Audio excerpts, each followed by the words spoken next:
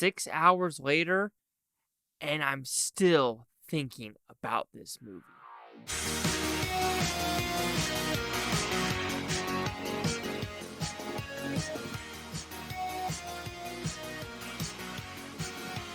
Chase Liaki here with the Blue Futon reviewing Oppenheimer. So what's this about? Pretty simple premise. We are following the life of Oppenheimer when he was in college in the UK, also Germany, also coming back to the States, and building the atomic bomb, which happened to bomb 2 cities in Japan after to kind of end World War II. So, like the film, this is a thinking man's movie / biography. If you're going into this movie, Grace Randolph, thinking this is going to be a bunch of explosions and a bunch of action movie set pieces, you are completely wrong. This is a life's work, a life's vision of Oppenheimer and the people that kind of shaped who he was and kind of gave him the ideas of everything involved. When I say this is a stat cast, this is a stupid stat cast. Cillian Murphy, Florence Pugh, Emily Blunt, Matt Damon, Robert Downey Jr., Casey Affleck, Dana DeHaan, Ehrenreich. We got Gary Oldman. We got Josh Hartnett. We have Josh Peck. Even though Josh Hartnett has a way bigger part than I thought. We have that one, I want to say he's a German guy that's in Suicide Squad. I can never pronounce his name. He was also in the Boogeyman movie. I already said Robert Downey Jr.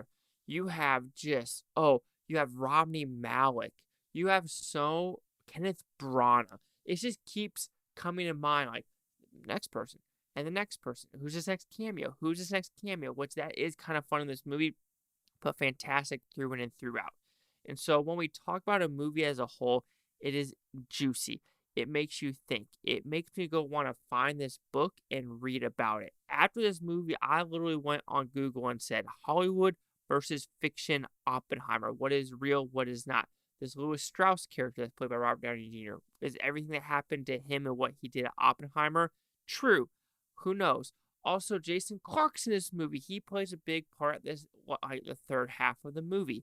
And some of these character arcs of communism, socialism, the government, what they're going to do. And there are some interesting aspects of just like, are you supposed to feel sorry for some of these people, or do you kind of not? Especially with Oppenheimer. He's a womanizer, you can kind of say in the trailer. He kind of only thinks of himself. It's a very interesting movie of like something happens, then are you supposed to feel sorry for him? But he cheated on his wife multiple times, and he does things that he thinks. It's a thinking man's movie. There is some dialogue elements, especially with Albert Einstein. I thought that was actually the weakest part of the movie, was the Albert Einstein part. But that's not the weakest part of the movie. I'll get to the weakest part soon. But there are just some characters where they're in there, and it feels like they're just in there to be little plugs. And it wasn't the greatest, but it still added to the story. This is a solid 3-hour movie. Some people might not like the third act because the bomb isn't the end. The ending is kind of the trial, the witch trial, if you want to put it that way, kangaroo court of Oppenheimer, if he's patriotic or not, which, according to this movie, I won't spoil it, but yeah, I'm not going to spoil it. That's all I'm going to say. I'm not going to spoil the end of this movie. It's directed fantastically. It's written fantastically. It's acted great. Everyone is talking about Robert Downey Jr. I personally, I understand that, but I also like Matt Damon a lot in this movie as the general. There is a issue I did have with the military uniforms is Matt Damon, he started off with the colonel, got to a 1-star and a 2-star. His suitcase officer started off as a lieutenant, and then years later, he's a full-bird colonel. I don't know what he did to have to get to like a lieutenant to a full-bird colonel.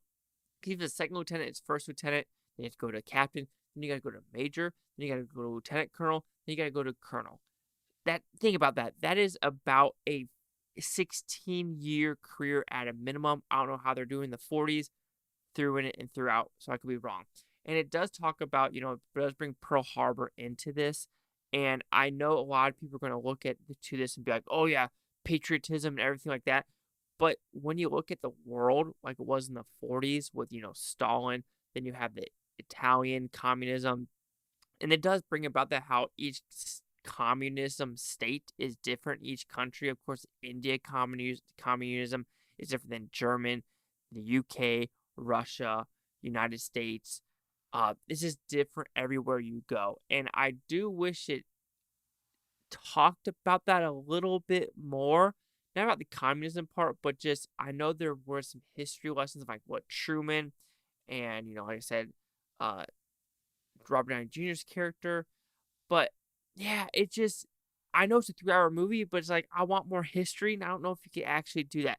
It's just a technically well-made movie. It's fantastic. Like I said, I can't give it a perfect review because of this main reason: the sound design.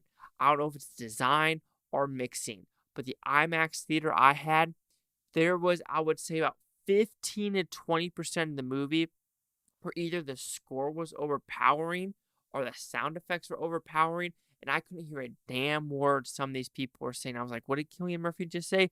What did Josh Hartnett just say?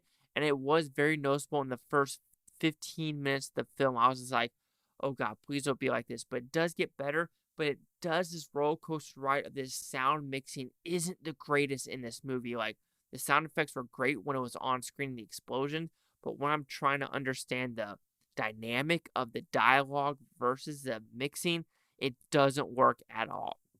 Overall, Oppenheimer is a great character study movie. I don't even know if it's a character study because you know who he is, and it does put conflicting just wounds into this movie of, yes, if we did the atomic bomb, did we still have to do it after, Hitler dying?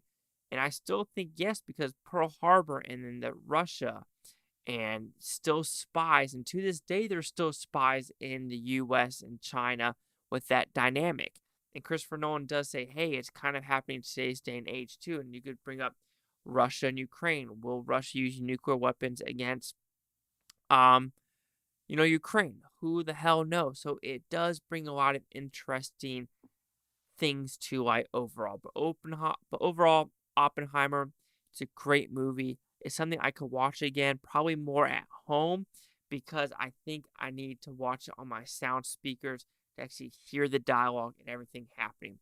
And people are wondering, like I said, you cannot really compare today and people like saying, oh, blah, blah, blah, patriotism, stuff like that, because we do not know. We can only fathom what was happening during this World War I, Depression, and World War II time in the world.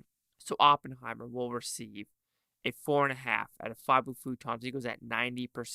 So see the critics' news scores gave this one. So you have critics a 93% with 218 of them. Audience score a 94% with over 250 critic consensus. Oppenheimer marks another engrossing achievement from Christopher Nolan that benefits from Murphy's tour de force performance and stunning visuals. Now, when we talk about Oscars, this is going to be nominated for maybe 10 Oscars easy. Score, sound is, to me, actually the weakest. Special effects, now, I wouldn't be nominated for special effects. I could do cinematography. I could do supporting actor, director, picture, editing, which the editing might be jarring for some people, actually. So maybe only 7. I'm going to go with 6 to 7 for Oppenheimer for Oscars. Production design, yes. So, of course, you have, okay, let's go with actors, 2 actors, director, above the line, 5. 2 actors, director, picture, writing. Then you have editing's a maybe. Production design, yes. They could go for sound, but I wasn't a fan of the mixing. So, like I said, I'm going with 7. I'm going with 7 Oscar nominations for Oppenheimer. So, 90, 93, 94. Chase Sock with the Blue Futon. Like, comment, subscribe. Let me know if these Futon Toby, Blue Futons think about a great day. If you watch this, it was the Barbie Oppenheimer weekend, and let's see how Barbie did.